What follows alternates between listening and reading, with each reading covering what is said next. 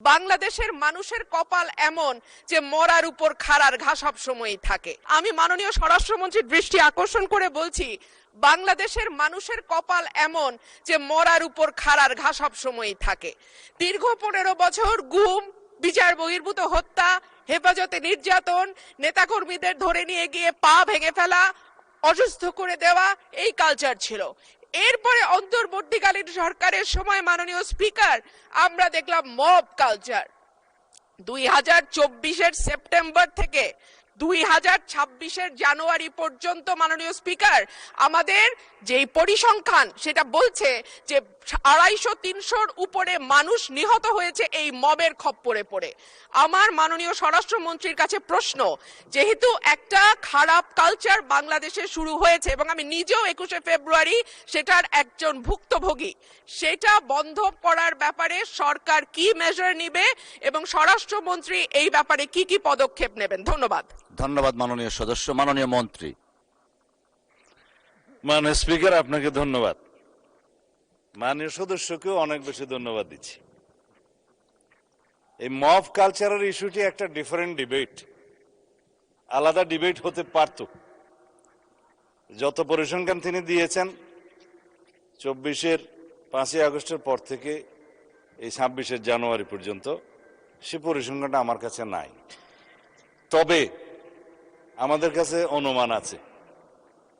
আমরা সরকারের দায়িত্ব পেয়েছি, আমি এটা ক্ষমতা বলতে চাই না, আমরা এই রেসপন্সিবিলিটিটা পেয়েছি। এই দায়িত্ব নেওয়ার পর থেকে আজকে আমরা প্রায় 45 দিনও এখনো হয় নাই, 1.5 মাস হয় নাই। এর মধ্যে ঠিক মব নয়, মবের মতো, কারণ এখানে ডেফিনিশন আলাদা করতে হবে। কোনটা গাইবান্ধার পলাশবাড়িতে থানায় গিয়ে হামলা, সেটা কি মব হবে? নাকি কোনটা 21শে ফেব্রুয়ারিতে মাননীয় সদস্যের উপরে হামলা হয়েছে সেটা কি মব হবে? নাকি উত্তরা একটা বিজনেস সেন্টার, উত্তরা স্কোয়ার সম্ভবত নাম, সেখানে ঘেরাও করে দোকানপাট ভঙ্গ করেছে, সেটা কি মব হবে? সবকিছুকে মব বলা ঠিক হবে না। কিছু আছে সংগঠিত পরিকল্পিত অপরাধ, তার বিরুদ্ধে মামলা হয় এবং সেটা তদন্ত হয়, গ্রেফতার হয় এবং বিচারের জন্য সুপর্দ করা হয়। কিন্তু স্পষ্ট উচ্চারণ আমরা করেছি দায়িত্ব নেওয়ার পরে, বাংলাদেশে কোনো রকমের মব কালচার আর থাকবে না। রাস্তাতে যে কোনো দাবি নিয়ে মহাসড়ক সড়ক অবরোধ করে দাবি আদায়ের যে প্রবণতা ইন্টারিম গভর্নমেন্টের সময় দেখা গিয়েছে, ক্ষেত্র বিশেষে সেই গভর্নমেন্টের দুর্বলতার কারণে ইন্সপায়ার্ড হয়েছে, সেটাকে আমরা আর কখনো এলাও করব না।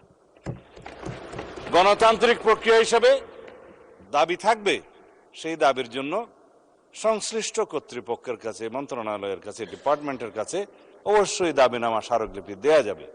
সেই জন্য জনমত সৃষ্টির জন্য সেমিনার, সিম্পোজিয়াম আয়োজন করা যাবে এবং প্রয়োজনে সেটা একটা জনসমাবেশের মাধ্যমে প্রকাশ করা যাবে এবং অ্যাসোসিয়েশন রাইট টু স্পিকস, এগুলো আমরা এনশিওর করব, সেটা করা যাবে। It's Democratic culture. কিন্তু মবের মাধ্যমে যেন আমরা সবাই এই সমস্ত দাবি আদায়ের প্রবণতা থেকে বেরিয়ে আসি। যখন সেটা মব হবে, মবের ডেফিনিশন আলাদা, স্পেসিফিক ক্রাইম হবে, ক্রাইমের ডেফিনিশন আলাদা, কোথাও থানায় গিয়ে আক্রমণ হবে, সেটা আলাদা। আমি এই প্রসঙ্গটা এখানে তুলছি না, কারণ এটা একটা রাজনৈতিক বক্তব্য তখন হয়ে যাবে। কোনোদিন যদি সেই বিষয়ে কেউ নোটিশ দেয়, সেটা করব, অথবা আমারও ইচ্ছা আছে 2-1 দিন পরে 300 বিধিতে আমি একটা বিবৃতি দেব। ধন্যবাদ মাননীয় স্পিকার।